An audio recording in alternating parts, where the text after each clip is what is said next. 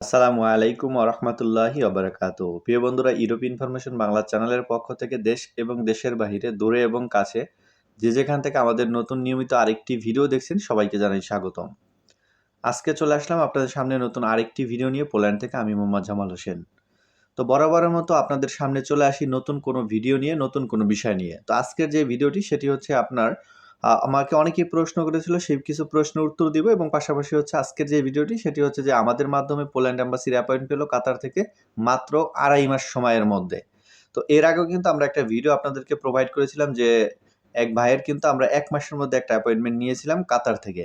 তো যারা চান যে অ্যাপয়েন্টমেন্ট প্রয়োজন কাতার এবং ইন্ডিয়াতে পোল্যান্ড এম্বাসি ফেস করার জন্য, তারা আমাদের সাথে যোগাযোগ করতে পারেন স্ক্রিনে থাকা নাম্বারে। আমরা আপনাদেরকে ইনশাআল্লাহ অ্যাপয়েন্টমেন্ট বুক করে দিতে পারবো। এছাড়াও আমরা ফাইল রেডি নিয়েও অসংখ্য কাজ করে থাকি। তো আমাকে অনেকেই প্রশ্ন এবং অনেকেই কমেন্ট করেছিল যে ভাই, পোল্যান্ডের ওয়ার্ক পারমিট উঠতে মোটামুটি কতদিন সময় লাগতে পারে এবং আমরা কিভাবে বুঝবো আসলে ওয়ার্ক পারমিটের আবেদন করা হয়েছে কিনা। দেখেন, প্রথমত হচ্ছে আপনাদেরকে বুঝে নিতে হবে যে যার কাছ থেকে আপনি আবেদনটা করবেন সে কোন মাধ্যমে আপনার আবেদনটা করতেছে। তো আগের যে পূর্বের নিয়মগুলো ছিল সেই নিয়মগুলো কিন্তু বাতিল হয়ে গেছে। বর্তমানে কিন্তু সকল পারমিটের আবেদন কিন্তু অনলাইনের মাধ্যমে করতে হয়।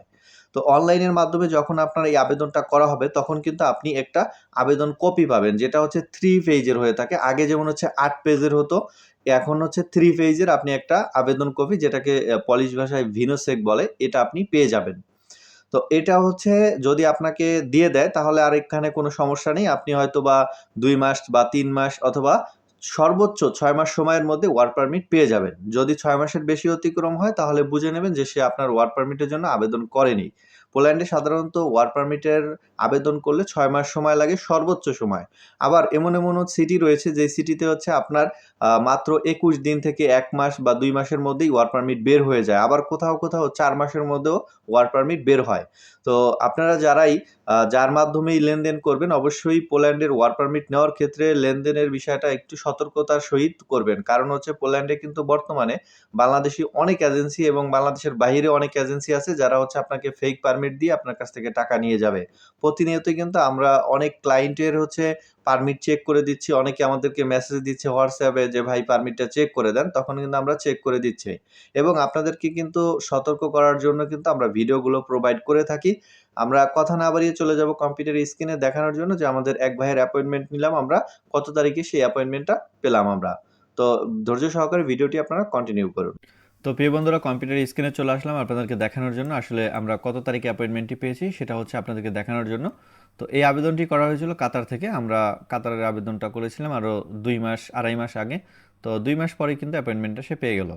তো আমরা হচ্ছে চলে যাচ্ছি ৪র্থ পৃষ্ঠার নাম্বারে একবারে সরাসরি।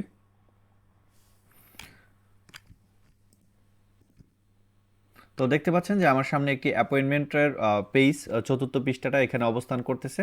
তো সে যে অ্যাপয়েন্টমেন্টটি পেয়েছে সেটি আমরা আপনাদেরকে দেখানোর জন্য কম্পিউটারের স্ক্রিনের পাতায় দেখাচ্ছি আপনাদেরকে ৪র্থ নম্বর পেজ। কারণ এই ৪র্থ নম্বর পেজের মধ্যেই কিন্তু আপনার হচ্ছে অ্যাপয়েন্টমেন্টটা থাকে। তো এইখানে দেখতে পাচ্ছেন যে অ্যাপয়েন্টমেন্টের তারিখ হচ্ছে ২২/৬/২০২৬। অর্থাৎ এই মাসের হচ্ছে ২২ তারিখে সে অ্যাম্বাসি ফেস করবে ৯টা ৪১ ভিসা ক্রায়োভা প্রাসা, মানে ওয়ার্ক ভিসায় সে অ্যাম্বাসি ফেস করবে।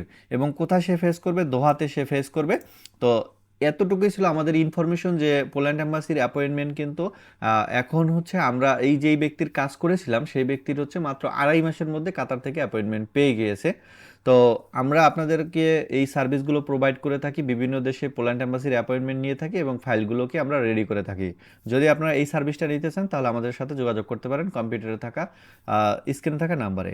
আজকের ভিডিও আমরা এখানেই শেষ করছি। পরবর্তী ভিডিওতে দেখা হবে পোল্যান্ডের নতুন কোনো বিষয় নিয়ে, নতুন কোনো খবর নিয়ে। আল্লাহ হাফেজ। আসসালামু আলাইকুম ওয়া রাহমাতুল্লাহি ওয়া বারাকাতুহু।